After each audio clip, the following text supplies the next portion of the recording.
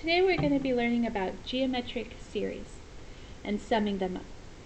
So there's two different types of series. There's a finite series and an infinite series.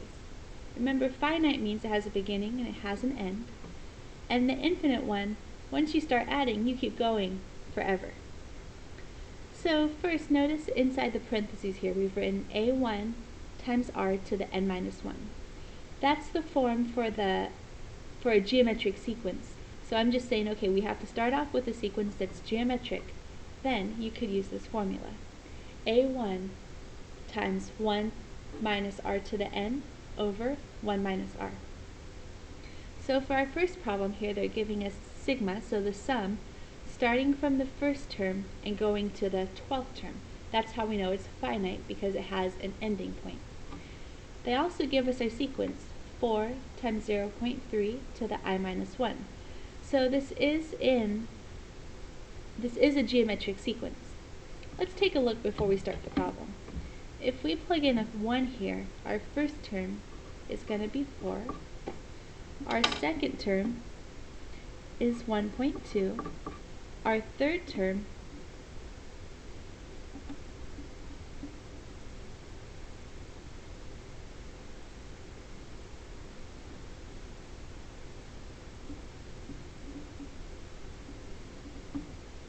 our third term is 0.0036, and so on. So this is the problem we're doing, adding up the first 12 terms. So there's two things that you need. We need our first term, which you get by plugging 1 into this formula. So 4 times 0.3 to the 1 minus 1. 0.3 to the 0 is just 1. So 4 times 1 is 4. You also need the common ratio, which will always be our number that has n minus 1 for the exponent, or in this case I minus 1. So our common ratio is 0.3. So now we can use our formula to sum this up. So the sum is 4 times 1 minus 0.3. We're adding up the first 12 over 1 minus 0.3. Now the hardest thing about this is using your calculator correctly to get the right answer. I suggest you type it in by putting parentheses around the numerator, divided by, parentheses around the denominator, multiply it by 4, and you should get 4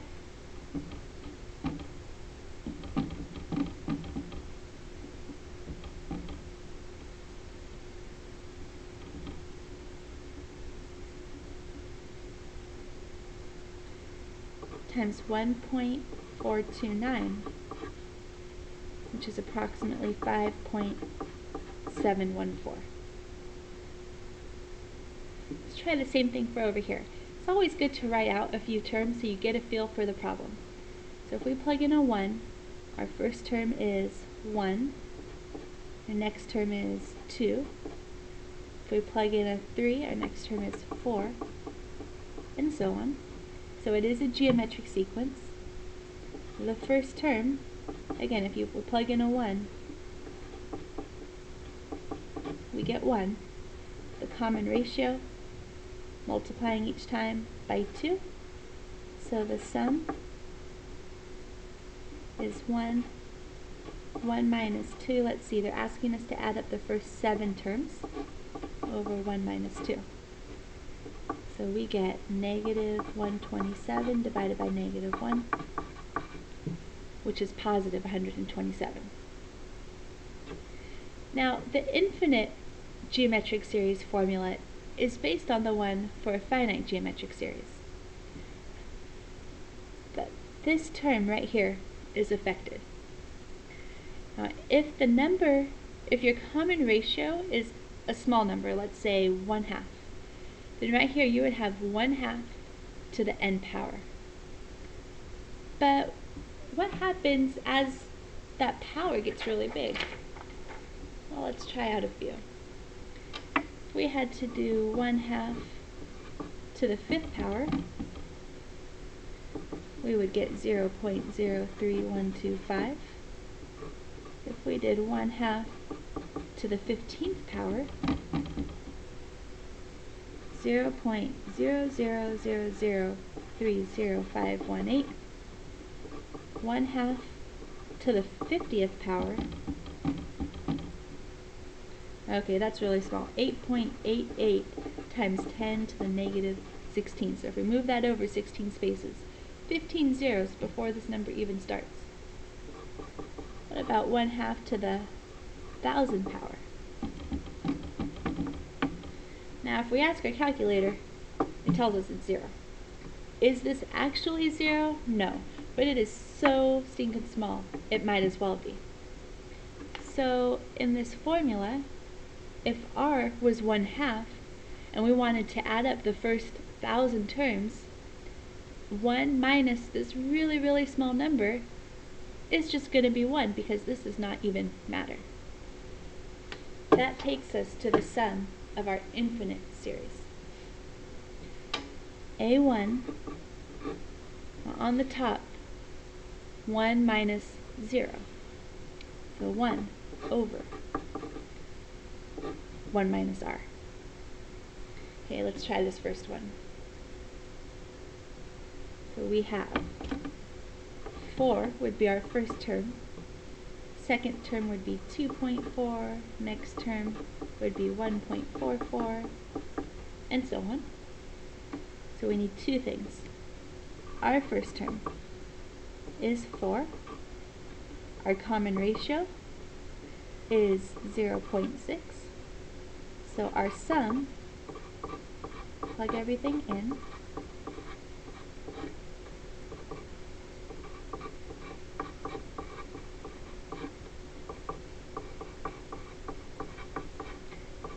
we get 10.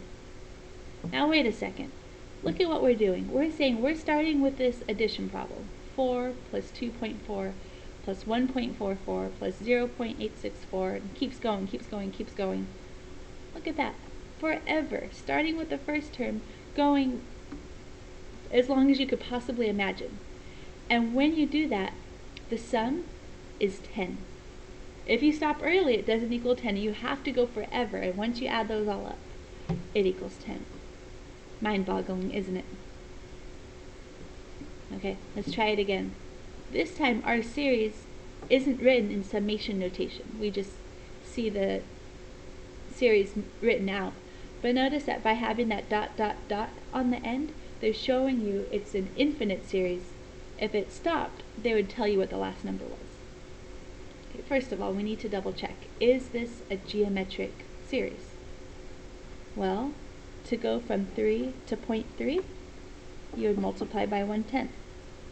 0.3 to 0.03, 1/10. 0.03 to 0.003, 1/10. Okay, so this is geometric.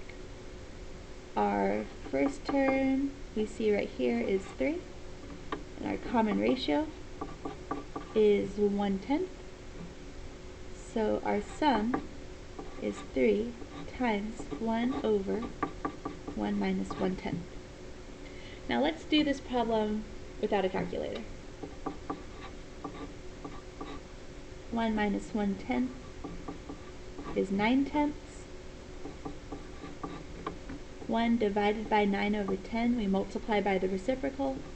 We get 10 over 9, which is 30 over 9, which is 10/3, or 3 1/3. Again, think about that for a second. Here we are, adding up these decimals that keep getting smaller and smaller and smaller, and at the end of forever, they add up to 3 1/3. Now it's not as far-fetched as you might think. You learned about 1/3 in elementary school. Remember what it is? 0.333 repeating forever. And you learned back then that that 3 was going forever, never ending. Just like this series up here. And look, here's our whole number, our tens, our hundreds, our thousands place. So this series really is 3.3333333 forever. What you need to remember is that there's two different types of geometric series. The finite, that have a stopping point, and you know that they stop because there is a number on top, tells you where to go to. And then our infinite, and you know it's infinite because the number on top is an infinity. This formula only works if your common ratio is a small number, specifically less than 1.